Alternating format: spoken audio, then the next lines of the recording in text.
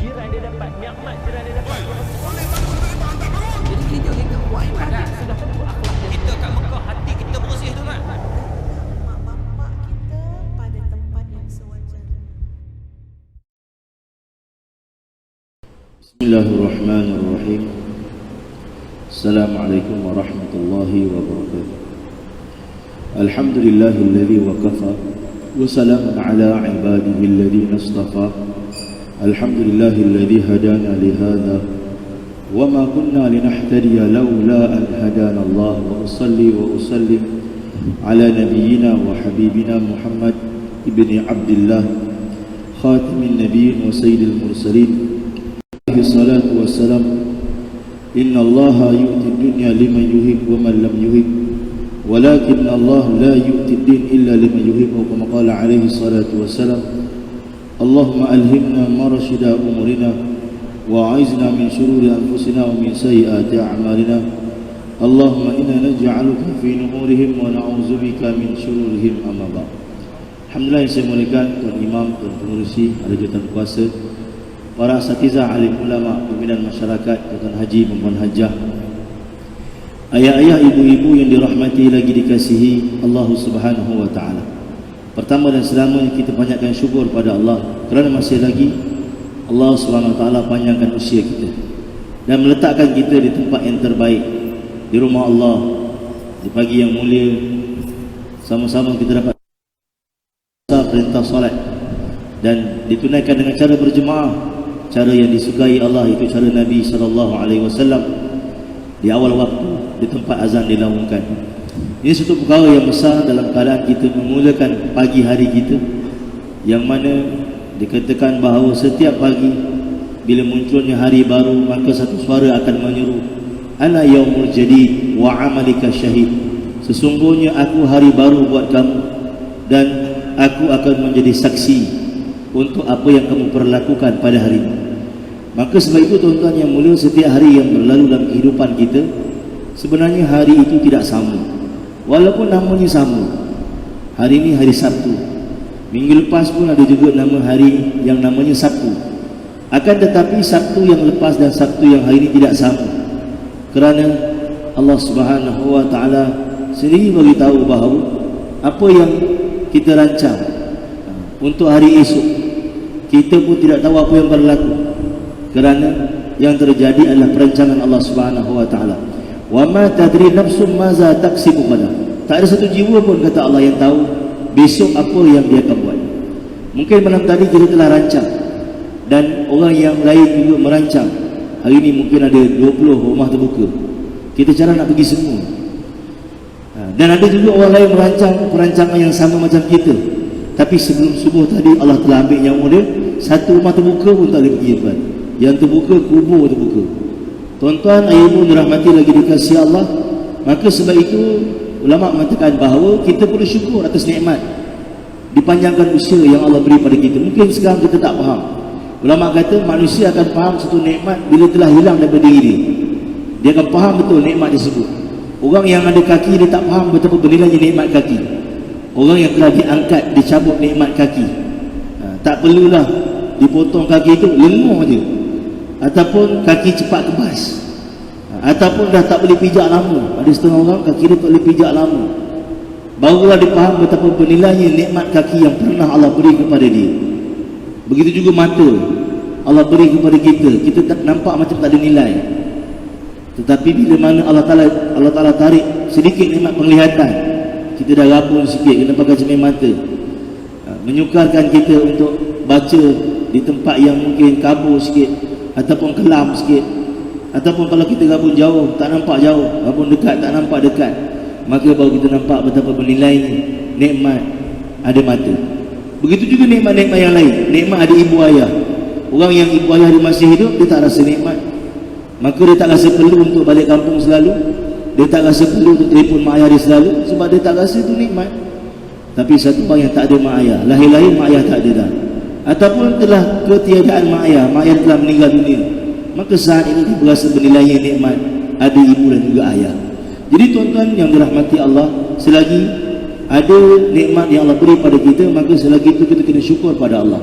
Dan nikmat yang paling besar yang Allah beri kepada kita dalam kehidupan dunia ini adalah nikmat dapat kenal Allah. Ini nikmat yang paling besar, tuan-tuan. Yang tak semua manusia dapat kecapi nikmat ini. Tak semua manusia dapat kecapi nikmat ini. Allah beritahu, innallaha yu'tid dunya liman yuhib wa man lam yuhib. Untuk dunia ni, nikmat dunia ni Allah bagi pada siapa saja. Liman yuhib wa man lam yuhib. Orang yang Allah suka pun Allah bagi, orang yang Allah benci pun Allah bagi. Kereta baru, siapa-siapa boleh pakai kereta baru. Siapa-siapa pun boleh dapat rumah baru. Orang Islam boleh dapat, orang bukan Islam boleh dapat. Walakin Allah, akan tetapi Allah la yu'tid din illa liman yuhib. Tidak akan beri agama, la yu'tid illa liman yuhib, tidak akan beri agama melainkan kepada orang itu Allah sayang. Bernilai, tuan-tuan, bernilai daripada segala-gala yang dalam dunia ini. Maka sebab itu kita syukur atas nikmat agama yang Allah beri pada kita di dunia. Daripada 2 bilion sahaja muka alam ini yang dapat kenal Allah, hanya 2 bilion saja yang dapat bagi dia makan, bagi dia minum, dia jaga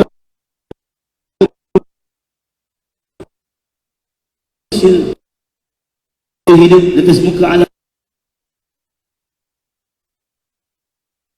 Allah bagi sekali pada lebih, dan di mereka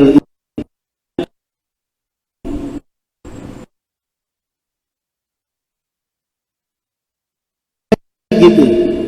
Di kalangan 5 bilion yang tak kenal Allah itu ada di kalangan keluarga kita. Dia masih belum Islam. Biarkan, kalaulah Allah Ta'ala ambil nyawa dia ataupun kiamat didatangkan, maka apa nasib dia tinggal di kehidupan hidup di dunia dia tak kenal siapa pencipta. Kita pergi makan kat kedai, ada satu orang bayar senyap-senyap. Kita nak bayar kat kaunter, kaunter kata ada pakai cermin mata, duduk ujung, dia yang bayar. Siapa pakcik ni? Kenapa dia bayar saya makan? Saudara saya ke?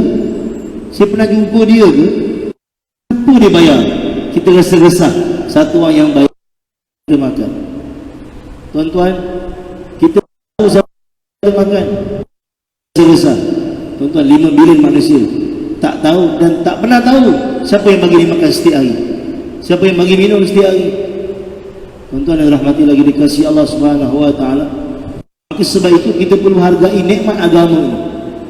Kerana orang balik jumpa Allah tak bawa agama, jumpa besar.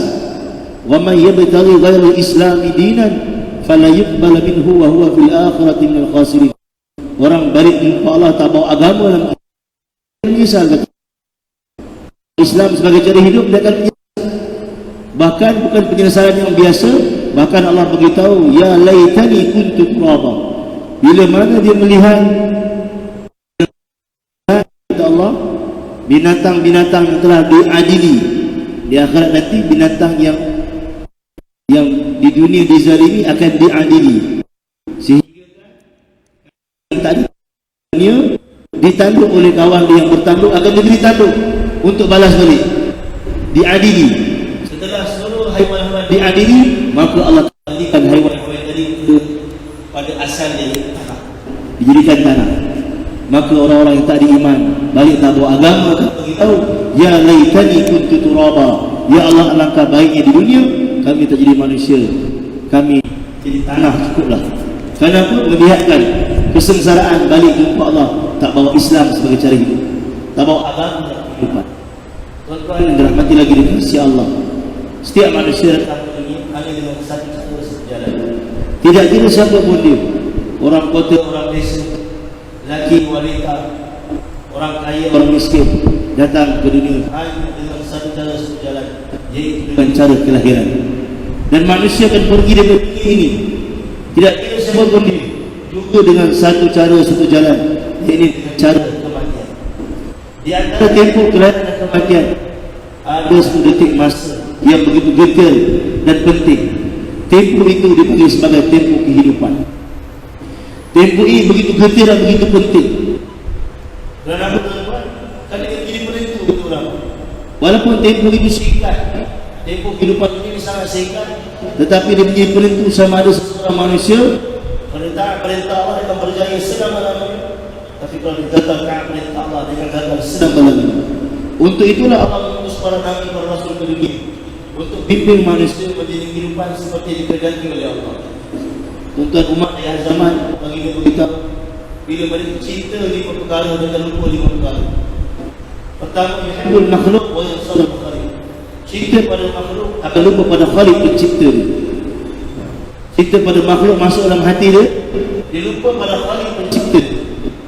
Yang kedua, bagi dia begitu makhluk, yuhibbul qubur wa yuhibbul qusur wa yansawul qubur. Bila cinta pada mahligai rumah masuk dalam hati dia, cinta pada rumah masuk dalam hati dia, wa yansawul qubur, dia lupa bahawa dia kubur dekat tinggal. Jadi kata ulama, rumah ni untuk didiami, untuk kita jadikan penginapan, bukan dimasukkan hati kita sebagai satu perkara yang kita cintai. Bahkan Allah bagi amaran pula, surah Taubah ayat 24, qul in kana aba'ukum wa abna'ukum wa azwajukum wa 'ashiratukum wa amwalun taraftumuha wa tijaratun takhshawna kasadaha wa masakin tardawnaha. Allah kata kalau rumah kamu wa masakin tardawnaha, yang kamu cinta, kamu sayang, berat kesan tinggal. Dengan azab subuh, Rasulullah tinggal lah. Sedaplah rumah saya ni, saya rasa sayang nak tinggal. Sebaik kat rumah je lah, saya rasa sayang nak tinggal. Nak pergi kuliah ni rasa sayang, tilap beli, aircon mau beli, rasa sayang. InsyaAllah. Wa masakin tardawnaha, kata Allah, rumah yang kamu sayang untuk kamu tinggalkan. Ahabba ilaikum, kalau kamu cinta rumah kamu, minallahi wa rasulih, lebih daripada Allah, lebih daripada Rasul, wa jihadin fi sabili, dan berjuang dengan Allah, fatarabbasu, tunggu kata Allah, hatta ya'ti Allah bi amrih, akan datang ancaman daripada Allah SWT, balasan daripada Allah. Tuan-tuan dirahmati lagi dikasihi Allah, baginda beritahu akhir zaman bila umat cinta pada rumah dia, maka dia lupa dikubur dengan tinggal semua, sehingga dia tak ada rasa untuk persiapan. Sebagaimana dia usaha untuk renovate rumah dia, besarkan, cantikkan rumah dia, tambah lagi apa yang patut di rumah dia, untuk dia selesa tinggal rumah, maka sepatutnya dia buat perkara yang sama untuk kubur dia, untuk terangkan kubur dia, baca Quran, istiqamah baca ilmu sebelum tidur, banyakkan sedekah, jaga tahajud. Ulama kata amalan yang dibuat dengan gelap, amal itu menjadi terang ketika tempat gelap di akhirat. Apa dia amal dibuat dengan gelap? Dua. Satu, amalan dibuat di waktu malam, tahajud, munajat di malam hari, doa di malam hari, qiyamul lail. Ini amalan di waktu gelap. Yang kedua, amalan dibuat tanpa mata manusia, itu juga dipanggil amalan gelap. Orang tak nampak, dalam kegelapan, orang tak nampak, orang tak tahu pun dia buat. Imam Nawawi rahmatullah alaih diimam ke tempat dia, dan imam pada zaman itu bukan sekadar imam semayang tu, pemimpin, menjadi rujukan. Lepas semayang tu orang bertanya soalan, berbagai soalan, dan ulama-ulama pada ketika itu taklah kita, mungkin kalau orang tanya saya soalan pun saya rujuk dulu, minta maaf buat bagi saya masa, saya balik rumah sekejap, saya rujuk kitab. Tapi imam pada zaman itu apa saja soalan, maka dia akan beri jawapan pada waktu. Jika alim dia mereka, Imam Nawawi, imam di tempat dia. Tuan-tuan, di masjid Imam Nawawi setiap hari selipar susun, dan tak ada siapa pun tahu yang siapa susun selipar. Tok siap pun tak buat kerja tu, Bilal pun tak buat, tak ada siapa pun tahu. Semua bertanya-tanya siapa susun pun tak tahu. Hari Imam Nawawi meninggal, besoknya selipar, maka seluruh orang kampung tahu selama ni yang susun selipar ialah Imam Nawawi rahmatullah alaih. Bila susun, orang tak tahu, sedangkan dia imam kan, dia susun apa pun tak tahu. Amal yang dibuat dalam mata manusia menjadi asbab terang di kubur. Yang ketiga, yuhibbul mal wa yansab hisab. Bagi dia beritahu bila umat di akhir zaman ni cinta pada mal, pada harta. Wa yansab hisab, dia akan lupa di akhirat, dia akan dihisab oleh Allah, dihitung oleh Allah Subhanahu wa taala. Lama kata orang yang suka kumpul harta dan tak digunakan, maka itu lebih berat dihisab, lebih daripada orang yang kumpul digunakan. Kita ada baju 3 almari, 3 kita pakai, kena hisab juga. Tapi tak berat macam orang yang kumpul baju 3 almari tapi tak pakai, suka-suka, hobi kumpul baju, hobi. Orang kata bang, baju masa muda ni bagi je lah kat anak, kalau tak nak pakai pergikan saudara, buang-buang dapat ke kepala kan? Ini kenangan banyak baju ni, simpan. Ada orang suka kumpul kopiah, koleksi kopiah, satu bubuk kopiah itu kan, tak pakai pun kumpul. Kalau setengah wanita dia suka kumpul pinggan, alkohol satu almari, pinggan dia ringgit, eko Nenso, lemari lain juga. Bila kahwin tak pakai pinggan tu, pakai uang. Tuan-tuan nampak beritahu harta yang kita kumpul tak digunakan, akan dihisap dia ada. Makin banyak kita kumpul, makin banyak kita gunakan. Sebab itu kita ulama guna harta yang kita ada, jangan simpan, guna. Dan memang sifat dunia kita ulama tak boleh guna semua serentak. Walaupun kita ada banyak. Satu orang kaya dari jam 20 biji, setiap jam dia mungkin nilai 100,000. Tapi kalau dia pakai satu, menjadi lampau kemewahan. Kalau dia pakai 2, orang nampak dah short. Walaupun kaya, tapi dunia kata lama sifat dia, walaupun ada banyak, tak boleh pakai banyak. Satu orang ada kereta 30 biji, dia boleh pakai satu masa sebiji je, tuan-tuan. Tak boleh gerak 30 biji terus. Satu orang ada rumah 50 biji, dia boleh guna satu masa 1 biji rumah saja. Itu memang sifat dunia. Tapi kata ulama yang penting kita gunakan rumah tadi. Bagaimana harta yang kita ada ini gunakan untuk jadi jambatan akhirat. Rumah kita, tuan-tuan, hidupkan majlis ta'lim kat rumah kita supaya ada kaitan dengan akhirat. Adakah bacaan hadis kat rumah yang mana bacaan hadis ini perintah Allah. Allah betul surah Azab, wadhkurna ma yutla fi buyutikunna min ayatillahi wal hikmah. Bacakanlah di rumah-rumah kamu ayat Al-Quran dan hadis yang sahih. Yang keempat yang beliau bagi dia begitu, yuhibbul haya. Yuhibbul haya wa yang keempat yuhibbul haya wa yasadul mamat. Terlampau cinta pada kehidupan, sehingga lupa pada kematian. Tak ingin nak mati, tak ingin nak mati, nak hidup lagi. Ulama kata kenapa tak ingin nak mati? Kerana tak ada persiapan untuk terakhir. Masa kena belajar di Madinah, saya jumpa satu orang pakcik Indonesia. Dia tengah buat persiapan nak mati. Saya mau tanya dia, Bapak sudah mau pulang? Iya Pak Ustaz, saya sudah mau pulang. Bapak tidak mau lagi tinggal di sini? Mau lagi Pak Ustaz, tapi sudah lama, 30 tahun sudah tinggal di Madinah. Jadi sekarang saya mau pulang. Kenapa Pak mau pulang? Jadi sebanyak 30 tahun tiap bulan saya hantar uang, saya kirim uang ke Indonesia. Jadi dengan uang itu, isteri saya sudah beli tanah, beli mobil, beli rumah, macam-macam, sudah ada kebun. Jadi sekarang saya mau tengok hasil yang saya telah korbankan 30 tahun. Jadi hati saya gembira mau pulang, saya mau tengok. Tuan-tuan kata ulama, begitulah orang yang telah berpesan untuk akhirat.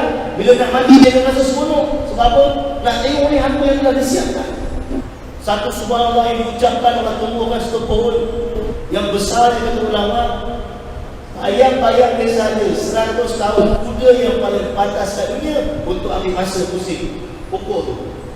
Satu subhanallah. Bayangkan ayah-ayah telah baca subhanallah berapa puluh kali dah, insya-Allah. Berapa ribu kali dah. Setiap lepas saya 33 5 waktu sehari. Dan 60 tahun, 50 tahun telah buat, insya-Allah. Maka orang yang beriman pada Allah saat nak mati dia tak takut dan tak sedih. Sebab dia dah persiapkan dah.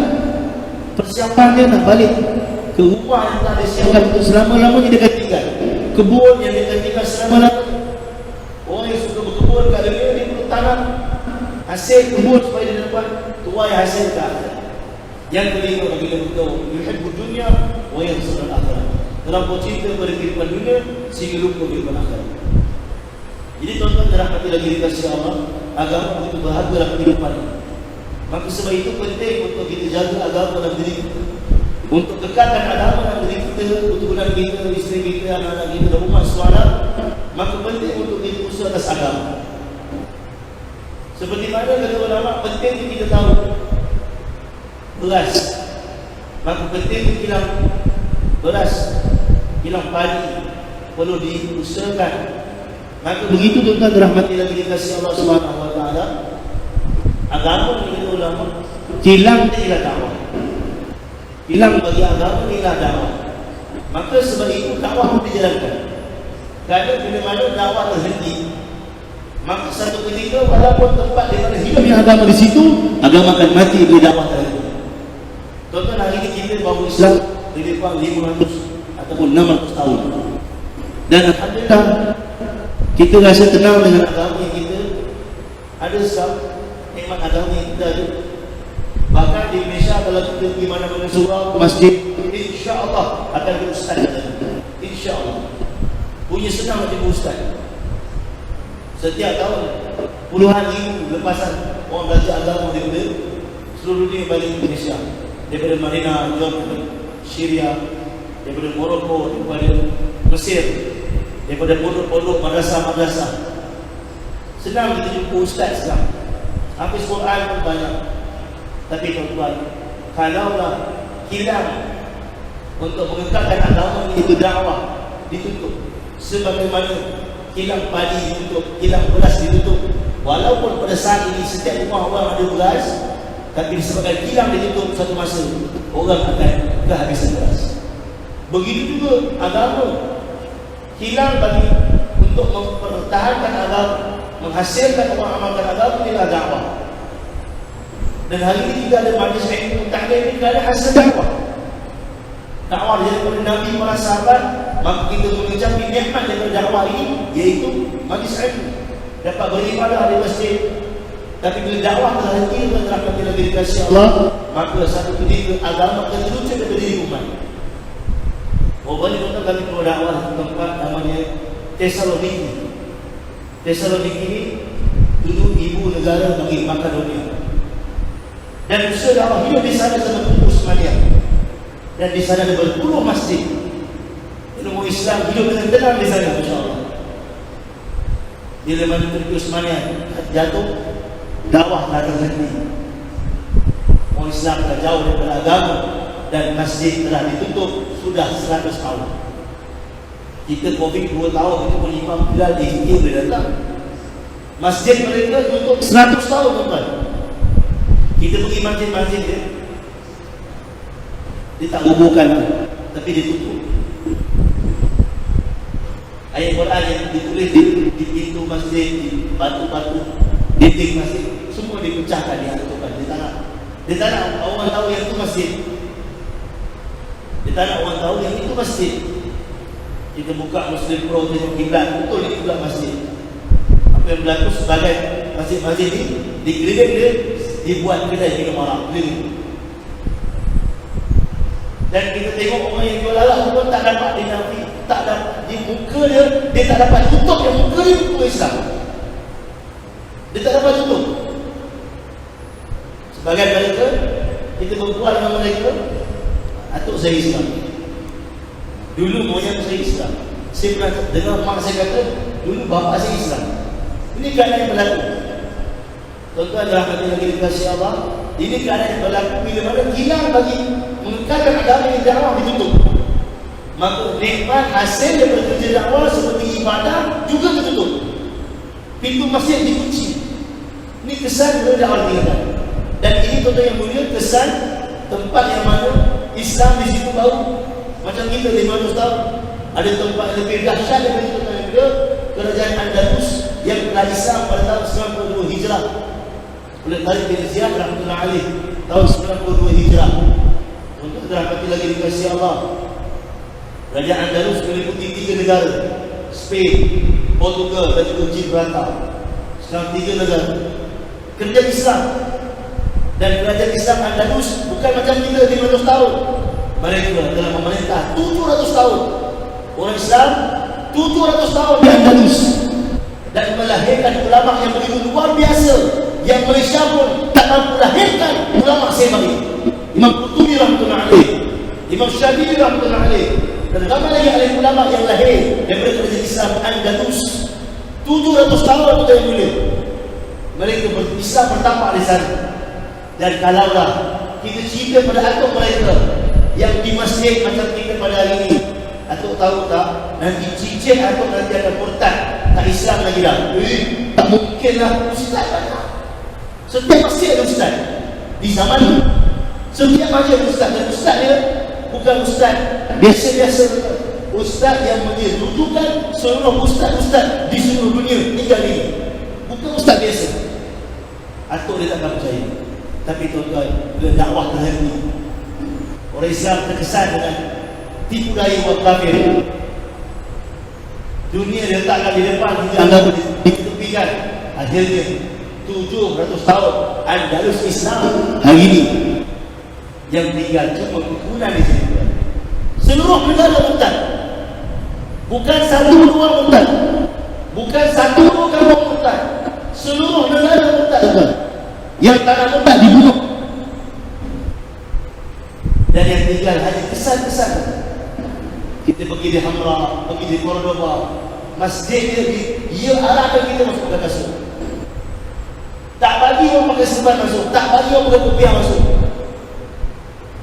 Orang masuk masjid pakai skirt. Orang masuk masjid dalam keadaan hadas. Ini yang berlaku tuan. Ini kesan di mana hilang bagi mengekalkan agama yang dakwah mereka.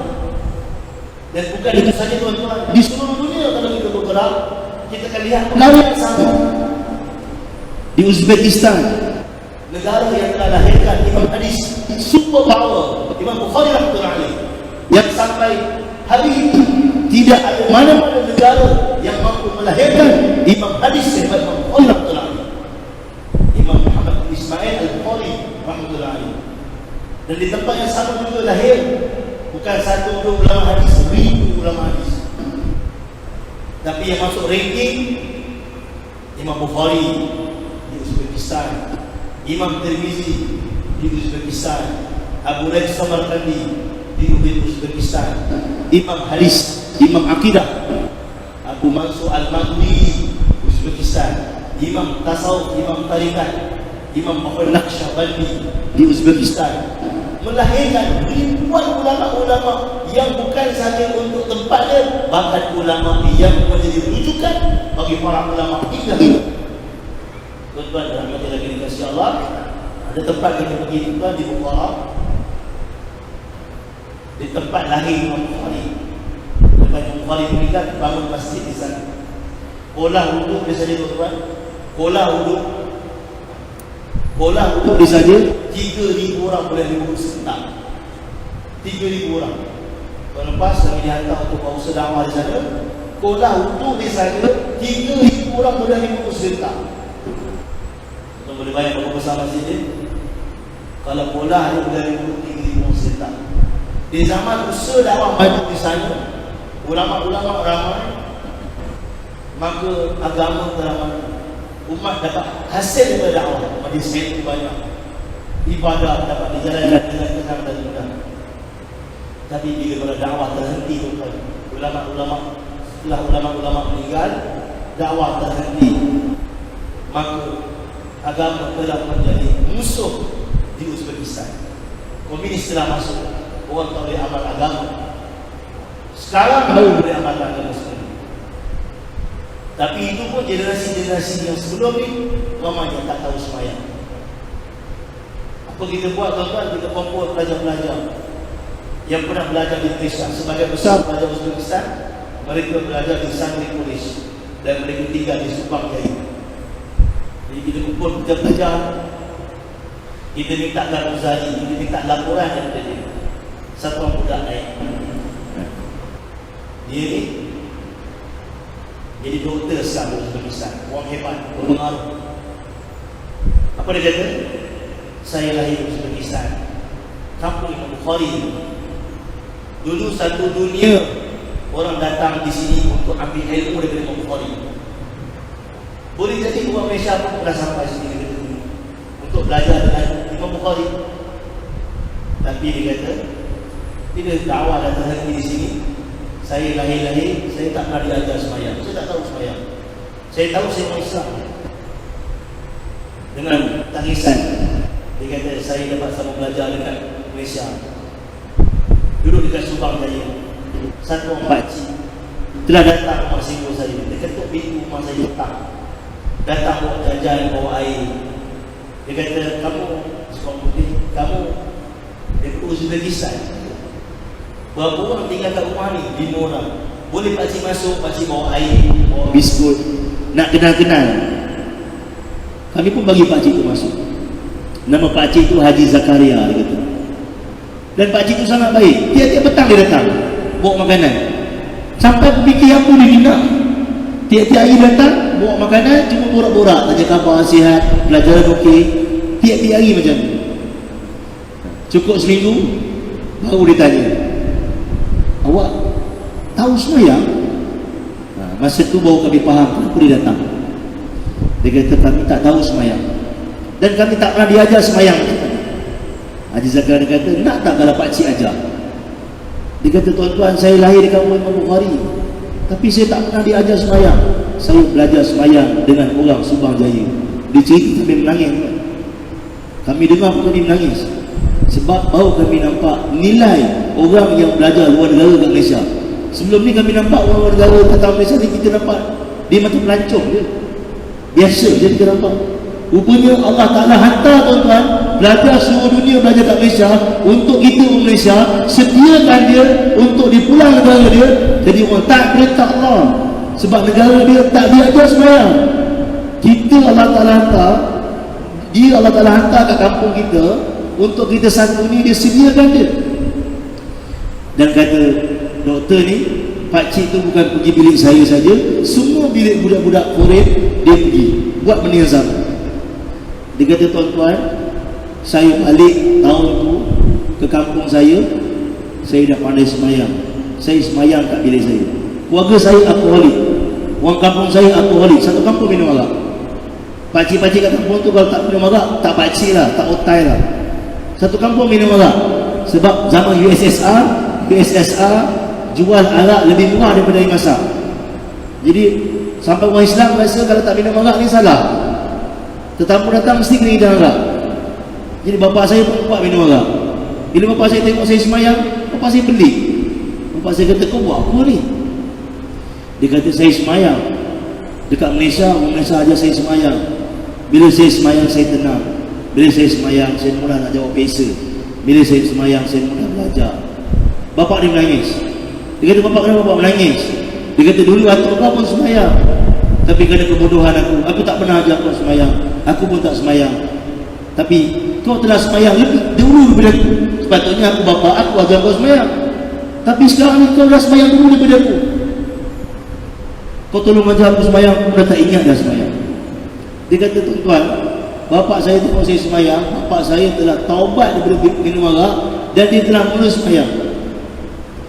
Mak saya telah mula sembahyang, keluarga saya telah mula sembahyang. Dan tahun tu, tuan-tuan, saya terasa nak kahwin. Saya pun doa, ya Allah, bagilah saya isteri yang pakai tudung, supaya dia sama-sama dapat bantu saya untuk ajak keluarga saya dekat dengan kau. Dan Allah Ta'ala jodohkan saya dengan perempuan pakai tudung. Satu keluarga boykot saya, sebab satu keluarga saya benci orang pakai tudung. Sebab kami diberi faham orang pakai tudung ni lah orang paling jahat. Orang pakai tudung ni sebab nak sorok keburukan dia. Orang pakai tudung ni sebab dia ada penyakit, sebab itu dia pakai tudung. Tapi Alhamdulillah, Allah Ta'ala bagi isteri saya telah santuni mak saya dengan baik. Mak saya maki apa pun dia tahan, dia sabar, santuni dengan baik. Akhirnya setelah beberapa bulan, mak saya bagi tahu saya, tolong belikan mak tudung, mak nak pakai tudung. Mak saya telah pakai tudung, keluarga saya telah pakai tudung. Dan tuan-tuan, saya belajar di Malaysia tak lama, beberapa tahun. Dan di Malaysia lah saya dibawa oleh Haji Zakaria untuk keluar dakwah 3 hari. Kemudian saya keluar 40 hari. Dan kemudian saya sambung belajar di United Kingdom. Di sana saya dapat jumpa orang-orang dakwah di sana dan saya dapat jaga amal saya, jaga sembahyang saya. Dan saya sambung lagi pelajaran saya ke US. Dan kemudian sekarang saya dah balik ke Uzbekistan. Tuan-tuan, saya nak bagi tahu tuan-tuan orang Malaysia, dia kata, terima kasih tuan-tuan. Kalau tak kerana orang Malaysia, dia kata, saya tak kenal Allah. Walaupun saya duduk di Imam Bukhari, tapi saya tak pernah tahu sembahyang. Terima kasih tuan-tuan. Tuan-tuan, saya nak beritahu tuan-tuan dalam hidup ni, kalaulah dekat akhirat nanti saya tak layak jumpa sahabat, kalaulah amal saya ni tak melayakkan saya untuk jumpa Nabi, tak melayakkan saya untuk jumpa sahabat, cita-cita saya minta Allah, ya Allah, dapatlah saya jumpa Haji Zakaria, itu pun cukup lah. Haji Zakaria tu tuan-tuan, dia dakwah sama budak-budak ni, tak lama tu dia meninggal. Haji Zakaria dia meninggal lebih kurang 4 tahun lepas. Orang Subang Jaya, saya pun tak pernah jumpa. Saya jumpa dia budak ni. Dia kata, kalau di akhirat amal saya tak cukup dapat jumpa Nabi, tak dapat jumpa sahabat, saya harap amal saya dapat jumpa Haji Zakaria.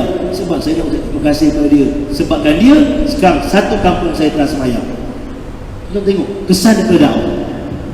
Walaupun di kampung yang dulu hidupnya agama, tapi berhenti dakwah mula di kampung sama lahirnya orang-orang yang jahil, tak tahu sembahyang. Sedangkan di kampung yang sama telah lahir manusia yang mana satu dunia tak mampu lahirkan manusia sehebat itu, Imam Bukhari rahmatullah. Tuan-tuan, begitulah di tempat kita. Seandainya dakwah terhenti, seandainya kita tak buat dakwah, maka pandanglah muka anak kita, cucu kita, apa akan jadi pada mereka. Kami pernah buat dakwah di Filipina, tuan-tuan, lebih kurang 5 tahun lepas. Kita pergi satu kampung namanya Cagayan de Oro. Cagayan de Oro ni satu kampung semua Melayu. Muka dia memang muka orang Islam. Perkataan-perkataan dia banyak perkataan-perkataan Melayu, tapi semua mereka Kristian sebab moyang mereka telah murtad di zaman Spain dulu. Tuan-tuan bayangkan, kita tengok muka budak-budak tu kita nangis sebab kita bayangkan muka anak kita. Kalau kita tak buat dakwah, maka perkara yang sama akan jadi dekat negara kita seperti negara jiran kita sebelah je, Filipina.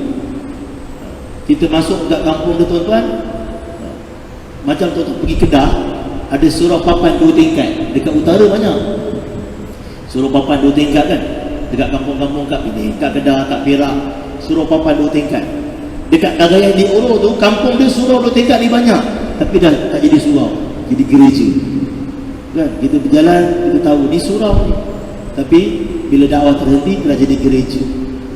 Ini keadaan yang berlaku. Sebab itu Allah perintahkan kita untuk bergerak. Fasiru fil ard, berjalanlah di atas muka bumi. Fanzur, Allah kata kamu akan lihat, untuk ambil pengajaran. Tuan-tuan, sebab itu penting untuk kita jaga agama ini dan untuk kekalkan agama diri kita, tuan kita, penting untuk kita buat dakwah. Ajak manusia pada Allah. Ajak manusia pada Allah. Hari ini manusia letak nilai diri dia pada harta, pada benda. Satu orang yang pakai jam mahal 200,000, maka dia nak orang muliakan dia kerana jam yang dia pakai. Kerana jam dia pakai. Kenapa dia ni tak salam saya? Saya pakai jam 200,000 ni. Kenapa dia tak hormat saya? Saya pakai jam 200,000. Dia letakkan nilai dia pada jam.